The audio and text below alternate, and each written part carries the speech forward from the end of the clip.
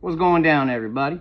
Sorry, my phone had a memory issue, so I had to clear some space, but now I can continue my story of the 2003 NLCS Championship game and my adventure to Chi-Town.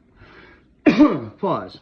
Hey, brought to you by Canada Dry Ginger Ale Fruit Splash Zero. So delicious.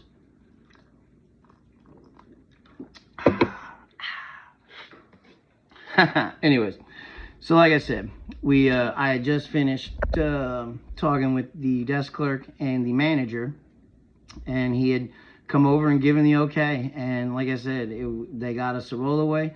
We went up to the room, and I mean, it was oh my God, the party we were gonna throw up here, like we were gonna get arrested, the cops were gonna come, like it was gonna be a scene.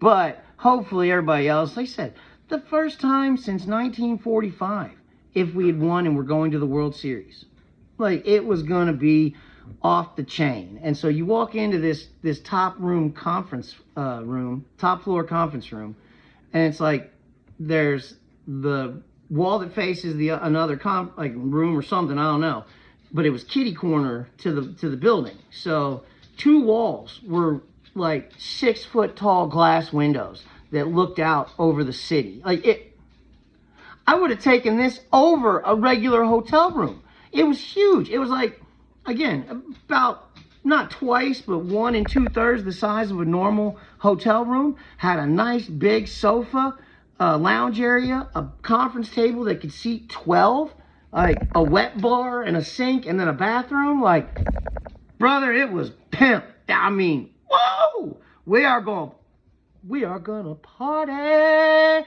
tonight, motherfucker. Yes!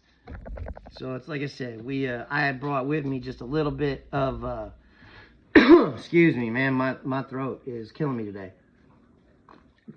Not the best for story time, but it is what it is. We'll power on through.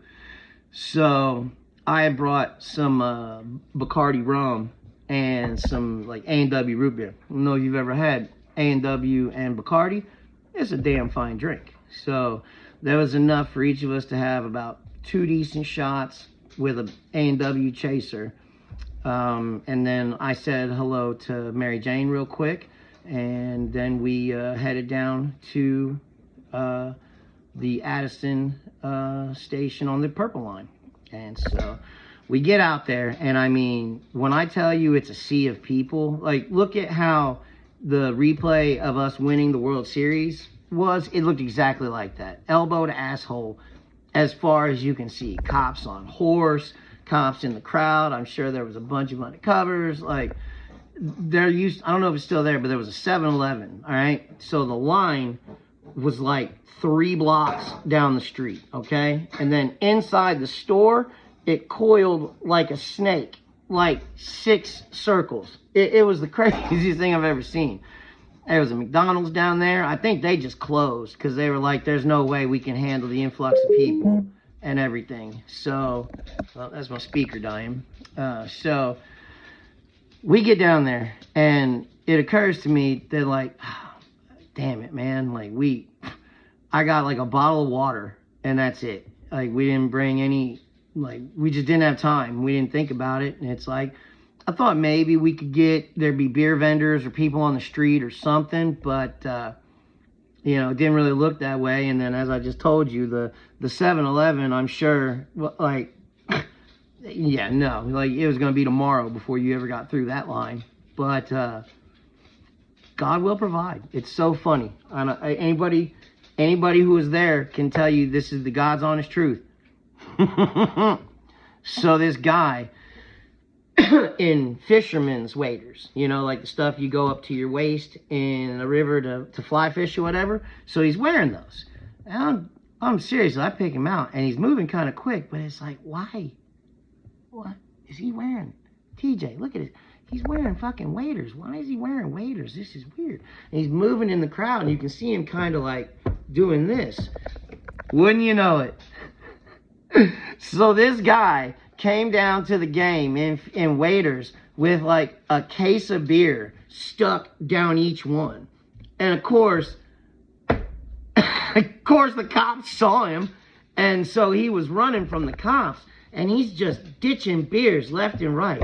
My man, they were still cold, and it's like, I got 3 of them, and TJ got 2 of them as the guy was running by. So now it's like, I've got some of my Mary Jane with me. I've got 3 beers. Like, literally, I went, God, like, literally, it's like, you want to go to the game? Sure. And it's like, God, I could use a hotel room. Well, here you go. Get down there. God, I could really use a couple beers. Well, here you go. And it's, hey, God, I would really like if the Cubs could win this game. And we were 5 outs away. And I mean, we were partying. Like every third stoop, somebody had brought their television down. So it was really weird. You could hear the game, you could hear the game, but then it was on a 2-second, 3-second delay on the TV. So we knew what every pitch, like we knew if it was a hit or a ball or a strike before it ever happened on the television, because you could hear it coming from inside the stadium. It was a very, I wouldn't want it to have been mushrooms on that, because the echo would have just tripped you out like crazy. And then plus what happened. So I'm pretty sure we're up I think we're up 2 or 3 runs. I can't remember the exact score. Maybe it was like 4-1 or 5-2 or something. Maybe 3-1, something like that. But it's the top of the 8th, and who was it? Mark Pryor's pitching, and he's like our ace. Like, he is our ace in the hole. Mark Pryor was pitching that game. And the first guy, I think, grounds out. And then it happened. Like, we were 5 outs away from the World Series. And we had the lead, we had the momentum, we had everything. The whole place, like the energy, like I call it good and bad juju. Like, don't mess with the bad juju. Like, it'll mess you up. Like, it's bad stuff. Like, and I don't mean that in like the other way, my overlords that listen to everything. It is just, I mean that in like a karmic kind of way, don't get the bad heebie-jeebies or anything, you know what I mean? So I can't remember the name of the batter, but he hits like a dinky little fly ball. Like it takes forever to happen. Like, it goes a mile high, and it's going towards the third base line, and Moises Alou, the outfielder, he's got it. He's got a beat on it. He jumps. And at the time, like, this guy, he's wearing like a green like Cubs hat with like a headband and earmuff, like radio, like old school Walkman radio headphones, and he's listening to the game and watching the game, and he has no idea, like, this poor bastard has no idea that Moises Alou is going to make a play on the ball. And there's other fans that were kind of in the way too, but Bartman was the one who really, like, and it's like, I really want to, like, a few years down the road, Moises Alou kind of said, I couldn't have caught it anyways, which is like the worst thing to say considering how he acted in that moment afterwards. I thought he could have caught it too, but when it happened, like, he should have turned around, jogged back to left field, and that should have been it. Like, but instead, he had a little hissy fit, and he threw his glove on the ground, and he pointed at the guy, and like literally ruined that guy's life. Within a minute, like, the guy's getting popcorn, pizza, nachos, beer, everything thrown at him. Like, they literally had to stop the game and escort this guy out of the stadium. And within months, he and his family had to leave Chicago. Like, Moises Alou ruined this guy's life. And it's a shame, because it's not even his fault. Like, the real culprit is the next batter hits a picture perfect ground out to short that should be turned into a double play, and Alex Gonzalez muffs it. Nobody out, and then it happened, and it was just hit, home run, hit, home run, hit, home run. And by the end of it, I think the Marlins had scored 7 or 8 runs, and everyone is just like,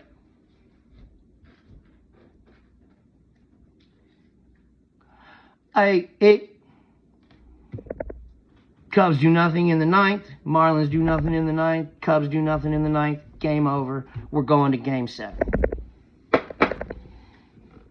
That, oh my God. Pause.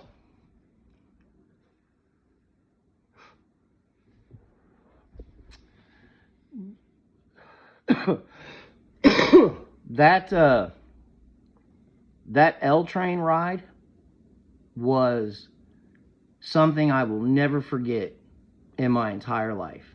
Like, you could hear people like sniffling slash like moaning. Like, it was silent. Like, you could have heard a pin drop because nobody could believe what we just saw and what we just, like, it was so Cubs. It was ridiculous. Like, it's like in the Bears-Packers game